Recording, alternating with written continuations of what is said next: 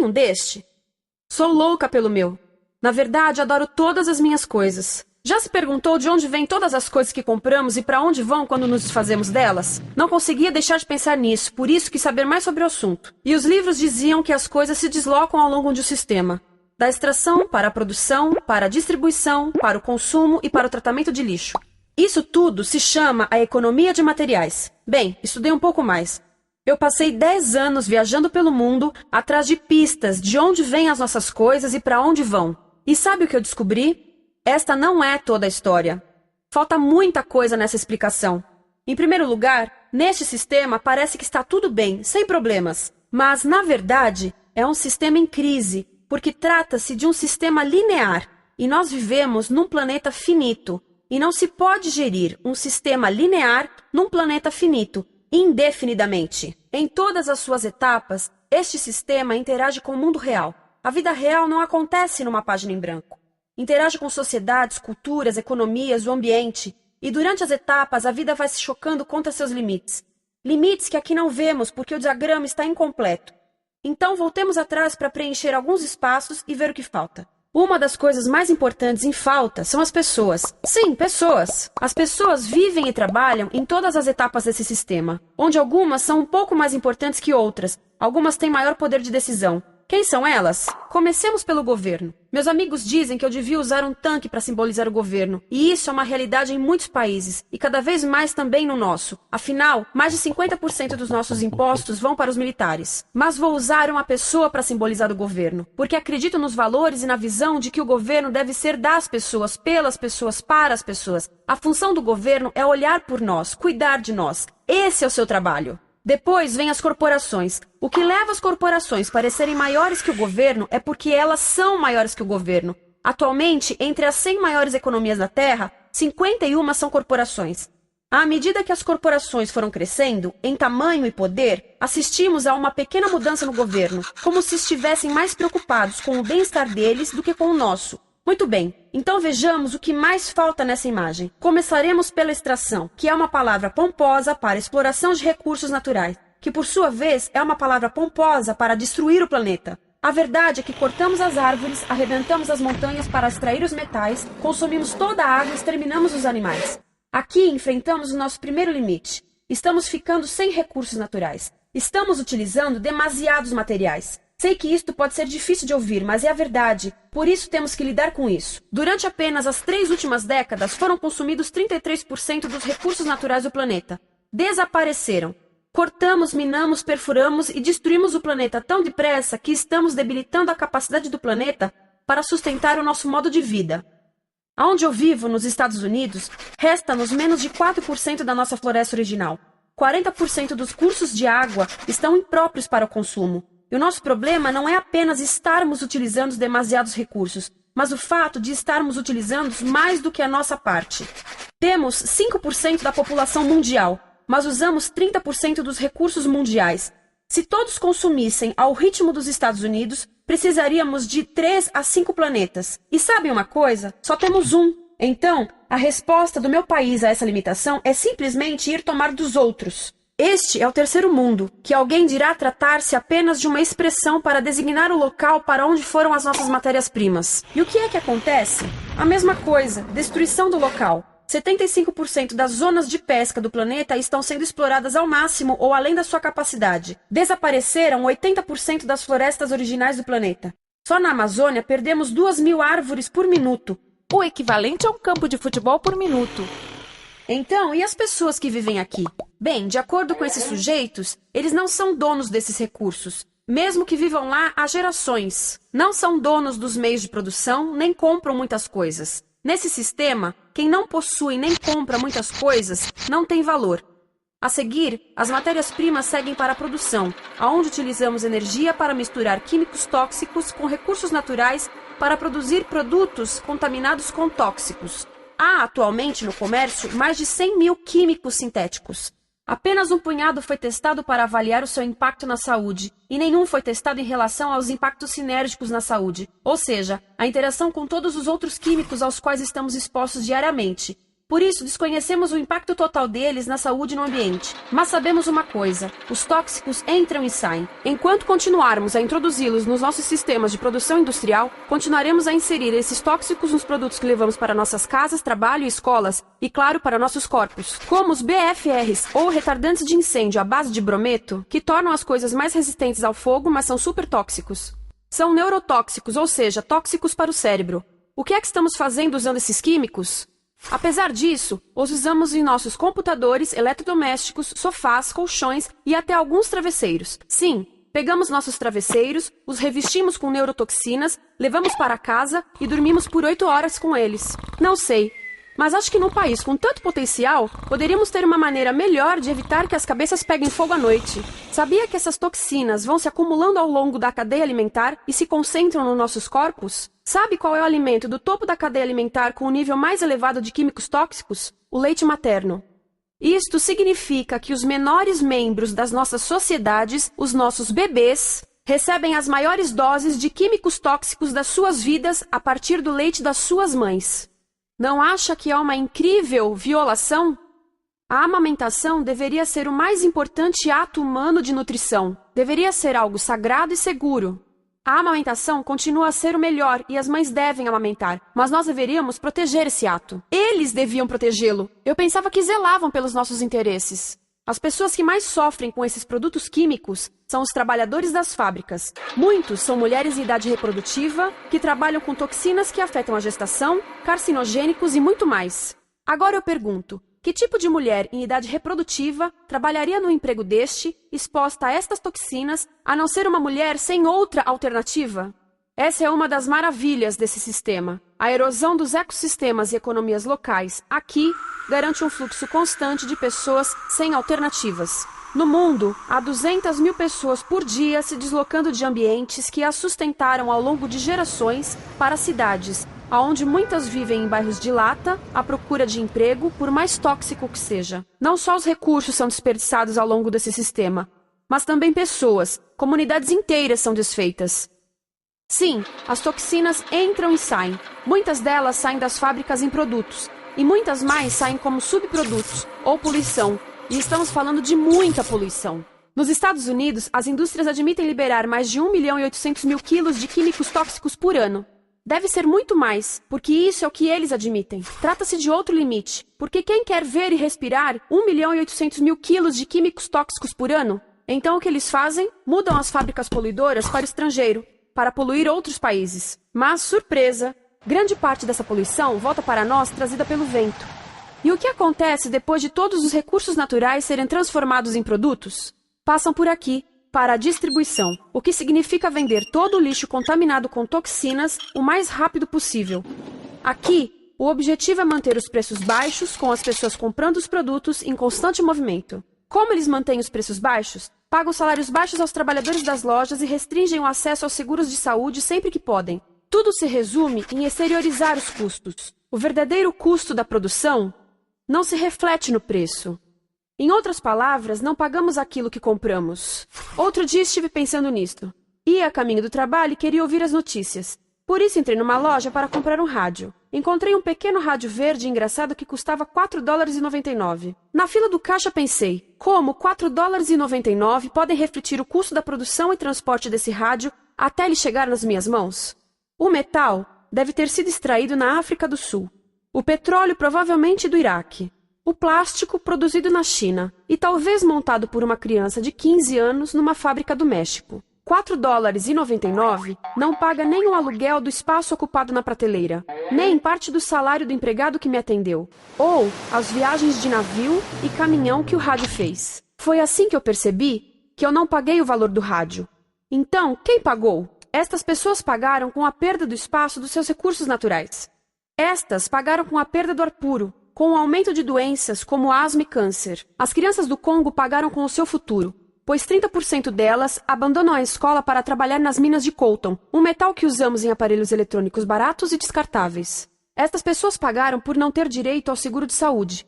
Ao longo desse sistema, pessoas contribuíram para que eu comprasse o rádio por $4,99, mas essas contribuições não são registradas por nenhum contabilista. É isto que eu quero dizer com exteriorizar o verdadeiro custo de produção. E isso nos leva à seta dourada do consumo. O coração do sistema, o motor que impulsiona. É tão importante proteger esta seta que se tornou prioridade daqueles dois sujeitos. É por isso que após o 11 de setembro, quando nosso país estava em choque, o presidente Bush poderia ter sugerido fazer luto, rezar, ter esperança, mas não, ele disse para fazermos compras. Compras! Nos tornamos uma nação de consumidores. Nossa principal identidade passou a ser de consumidores. Não mães, professores, agricultores, mas consumidores. Nosso valor é medido e demonstrado pelo quanto contribuímos para esta seta. Quanto consumimos. Não é isso que fazemos? Compramos, compramos, compramos. Manter os produtos circulando. E como circulam? Sabe qual a porcentagem dos produtos que circulam através desse sistema que ainda são usados 6 meses depois da venda na América do Norte? 50%? 20%? Não, 1%. 1. Em outras palavras, 99% das coisas que nós cultivamos, processamos, transformamos, 99% das coisas que percorrem o sistema são lixo em menos de 6 meses. Como é que podemos gerir um planeta com esse nível de rendimento? Mas não foi sempre assim. Hoje, o consumidor médio americano consome o dobro que há 50 anos. Pergunte à sua avó. No tempo dela, a boa gestão, a engenhosidade e a poupança eram valorizados. Então, como é que isso aconteceu? Bem, não aconteceu simplesmente. Foi planejado. Pouco depois da Segunda Guerra Mundial, estes sujeitos estudavam a forma de impulsionar a economia. O analista de vendas Victor Lebow articulou a solução que se tornaria a norma de todo o sistema. Ele disse: a nossa enorme economia produtiva exige que façamos do consumo a nossa forma de vida, que tornemos a compra e o uso de bens em rituais, que procuremos a nossa satisfação espiritual, a satisfação do nosso ego no consumo. Precisamos que as coisas sejam consumidas, destruídas, substituídas e descartadas a um ritmo cada vez maior. O conselheiro econômico do presidente Eisenhower disse: o principal objetivo da economia americana é produzir mais bens de consumo. Mais bens de consumo? O nosso principal objetivo?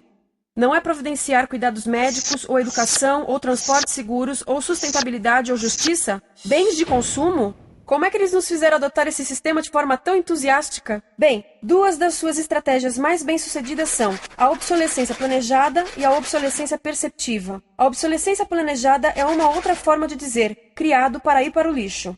Eles fazem as coisas de modo que sejam inúteis tão rápido quanto possível para jogarmos fora e voltarmos a comprar. Isso é óbvio em sacolas ou copos de plástico, mas verifica-se isso em coisas maiores como esfregões, DVDs, máquinas fotográficas, churrasqueiras, quase tudo, até computadores. Já reparou que quando compra um computador, a tecnologia muda tão rápido que em poucos anos se torna quase um impedimento para a comunicação? Fiquei curiosa e abri um desses computadores para ver o que tinha dentro, e descobri que a peça que se muda a cada ano é apenas uma pecinha no canto. Mas não se pode mudar apenas essa peça, porque cada nova versão tem um formato diferente. Tem que jogar tudo fora e comprar um novo. Estive lendo sobre o design industrial da década de 50, quando a obsolescência planejada começou a aparecer. Esses designers eram muito claros sobre o assunto. Chegavam a debater quão rápido conseguiam que um aparelho avariasse, mas de modo que o consumidor mantivesse fé suficiente para ir comprar outro.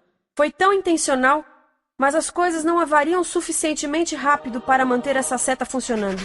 Por isso existe também a obsolescência perceptiva. A obsolescência perceptiva nos convence a jogar fora coisas que ainda são perfeitamente úteis. Como fazem isso?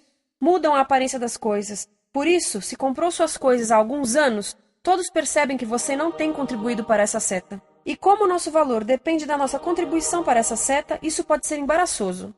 Por exemplo, se eu tiver o mesmo monitor de computador gordo e branco na minha mesa por 5 anos e a minha colega tiver comprado um computador novo, ela vai ter um monitor plano brilhante que combina com o computador, com o celular e até com as canetas.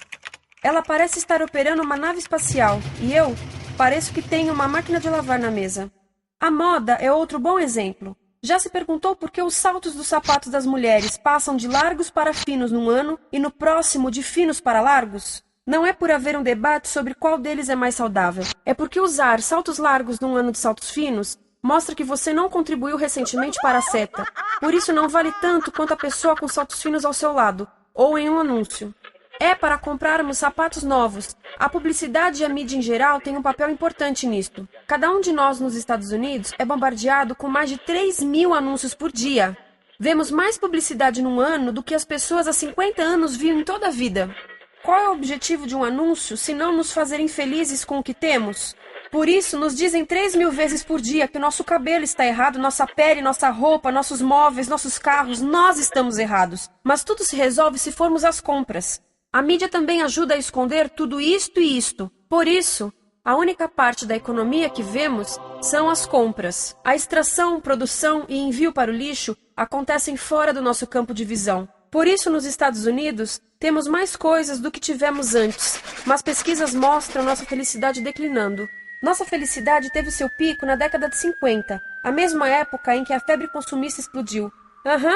Coincidência interessante. Acho que sei o porquê. Temos mais coisas, porém menos tempo para o que realmente nos faz felizes. Amigos, família, tempo livre. Estamos trabalhando mais do que nunca. Analistas dizem que não temos tão pouco tempo livre desde a sociedade feudal. E sabem quais são as duas atividades que mais fazemos no pouco tempo livre que temos? Ver televisão e fazer compras.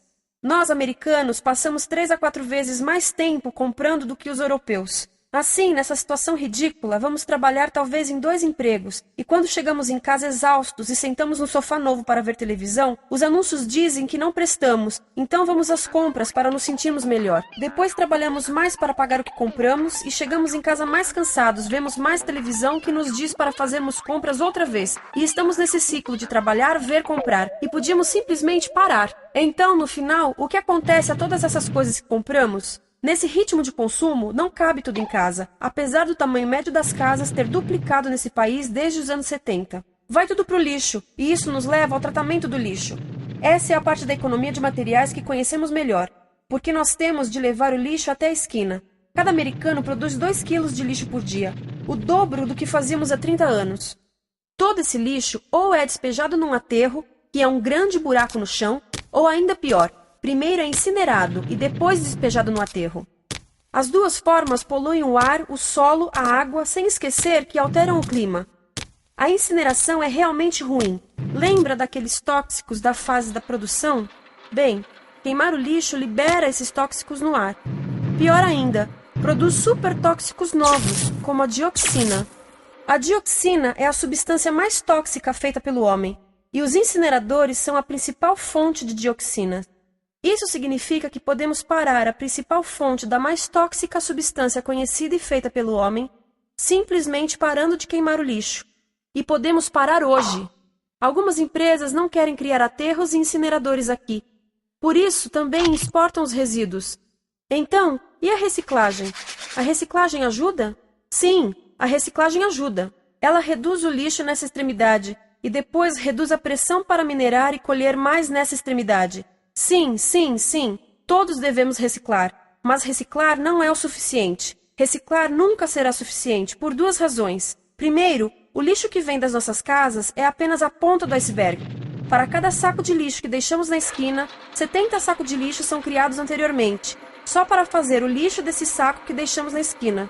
Assim, mesmo que pudéssemos reciclar 100% do lixo das nossas casas, não se chegaria ao coração do problema. Além disso, grande parte do lixo não pode ser reciclado, ou porque contém demasiados tóxicos, ou porque é criado de início para não ser reciclável, como aquelas caixas de suco, que têm as camadas de metal, papel e plástico, todas coladas.